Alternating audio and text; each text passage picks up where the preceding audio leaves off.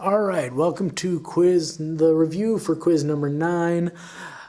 This chapter in the book is called Desks Up, which is kind of a weird title, but right, it's a way of talking about once the mixing board is all powered up and ready to go. So the first question, the thing that we talked about was the ideal mix position. And for this question, we're going to say the center of the room because that's the best choice.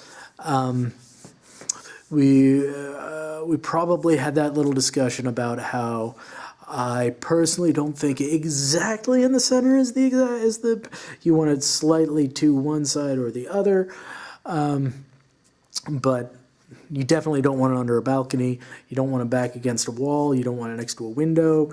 You don't want to be inside a box in the back of the room, essentially in a different room. And I've seen a few of those now, including our theater here. But they must have good reasons for that. All right, analog boards. Analog boards are all generally the same is one thing. They're all laid out in these vertical strips, and you've got the faders at the bottom, and then different knobs and whatever processors you have on that channel up and down. They're pretty much the same, laid out in that vertical fashion. Digital boards, they're kind of based on that, but that they do a few different things, as we saw on the Yamaha. But the thing I want to talk about on that is, as a digital board, it's going to have the same sort of things that Pro Tools and all of our DAWs have. It's going to have latency.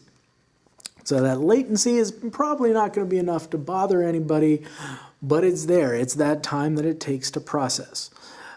Compared to analog, analog is not going to have the latency that digital is going to have, but digital is going to have some more flexibility that analog might not, which brings us to our next topic. So which is better, analog or digital?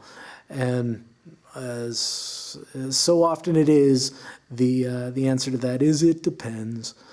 Yeah, it depends on different factors, on I would say mostly what you like working with if you're the mixing engineer, and also how many changes you need to make. Right, and you got a ton of changes that you're making from song to song, or even within a song. Digital is going to be a good option if you can have presets, and you can bring up the different songs and have those presets waiting for you, that you don't have to do them every time. And the last question would be about the thing that one thing that all of these should have in common, whether it's a digital board or an analog board, is we've got to have some way to get the mic level signals up to line level, and that's your preamp, whether it's an onboard preamp or external preamps. That's what you're going to use. Okay, thank you very much.